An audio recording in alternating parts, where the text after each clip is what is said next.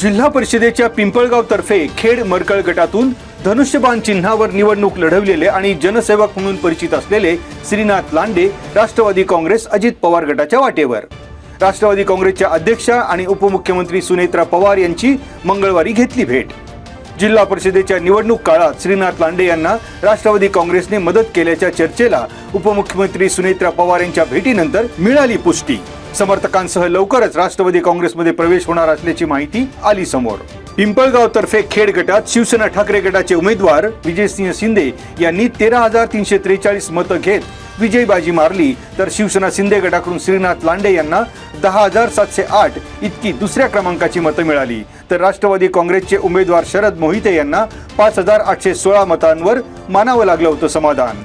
2,635 मतांनी श्रीनाथ लांडे यांचा झाला होता पराभव।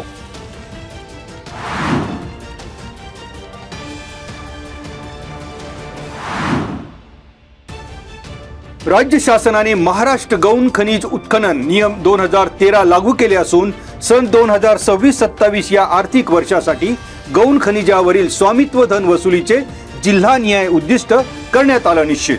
त्यामध्ये पुणे जिल्ह्यासाठी 350 कोटी रुपयांचं महसूल उद्दिष्ट। राज्य शासनाने जिल्हा अधिकारी यांना महानगरपालिका, नगर परिषद, नगरपंचायत आणि ग्रामीण क्षेत्रानुसार उद्दिष्टांचे विभाजन करून त्याची माहिती शासनास सादर करण्याच्या दिल्या सूचना। गौण खनिजाच्या अवैध उत्खनन आणि अनधिकृत वाहतुकीवर नियंत्रण ठेवण्यासाठी तहसील आणि उपविभाग स्तरावर दक्षता पथके स्थापन करण्याच्या देण्यात आल्या सूचना। मंजूर परिमाणापेक्षा जास्त उत्खनन होणार नाही यासाठी उत्खनन स्थळांची वेळोवेळी पाहणी करून ETS मशीनद्वारे मोजणी करण्याचे निर्देश।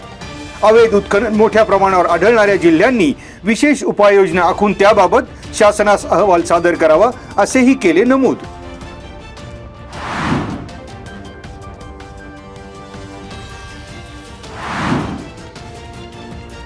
निकृष्ट दर्जाच्या शोष खड्ड्यांचे काम खेड टाइम्सच्या बातमीनंतर एस्टिमेट प्रमाणे झाले पूर्ण।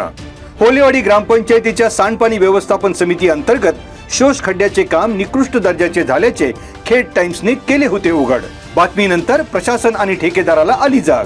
खेड पंचायत समितीच्या ग्रामीण पाणी पुरवठा विभागाचे अधिकारी, होलेवाडी ग्रामपंचायतीचे सरपंच, उपसरपंच, सदस्य आणि ग्रामसेवकांनी दिल्या काम दुरुस्तीच्या सूचना। ग्रामपंचायतीच्या सततच्या पाठपुराव्याला आलं यश। ठेकेदाराकडून एस्टिमेट प्रमाणे काम पूर्ण झाल्यानंतर ग्रामस्थांनी व्यक्त केलं समाधान।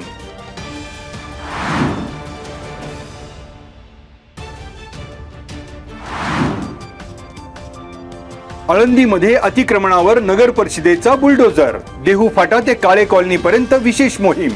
पुणे आळंदी मार्ग मोकळा करण्यासाठी प्रशासनाची धडक कारवाई। या मोहिमेद्वारे नगर परिषद प्रशासनामार्फत शहर परिसरातील अनधिकृत बॅनर्स, होर्डिंग्स, जाहिरात फलक, रस्त्याकडील बेकायदेशीर टपऱ्या, पथारी व्यवसाय तसेच नगर परिषदेकडे हस्तांतरित करण्यात आलेल्या जागांवरील अतिक्रमणे नियमानुसार हटवण्याची कार्यवाही। बेकायदेशीर बॅनर्स, होर्डिंग्स आणि पथारी व्यावसायिकांवर प्रशासनाचा हातोडा। आळंदी प्रशासन ऍक्शन मोडमध्ये, नियम मोडणाऱ्यांवर कठोर प्रशासकीय कारवाईचा इशारा।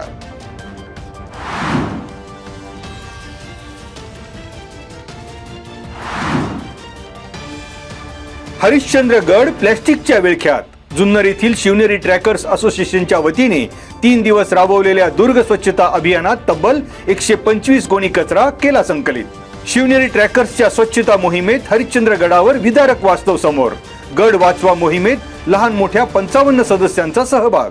गडावर दारूच्या बाटल्यांचा खच, मंदिर परिसरातील पाण्याच्या कुंडातही प्लॅस्टिक। हरिश्चंद्रगडाचे पावित्र्य धोक्यात, वन विभागाचे चेकपोस्ट नावालाच। हरिश्चंद्रगडावरील कचऱ्यावरून मोठे प्रश्नचिन्ह। वन विभागाने नियमावलीचे काटेकोर पालन करावे।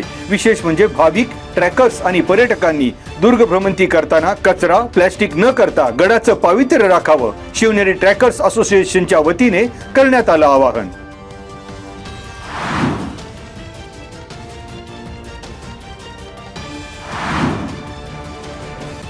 कायदा आणि सुव्यवस्था अबाधित राहण्यासाठी चासकमान डावा कालवा परिसरातील कालव्याचे दोन्ही बाजूस 100 मीटर हद्दीत 31 मे रोजी पर्यंत प्रतिबंधात्मक आदेश लागू। भारतीय नागरिक सुरक्षा संहिता 2024च्या कलम 163 अन्वये प्रदान करण्यात आलेल्या अधिकारानुसार जिल्हा अधिकारी तथा जिल्हा दंडाधिकारी जितेंद्र रुडी यांनी बुधवारी प्रतिबंधात्मक आदेश केले जारी।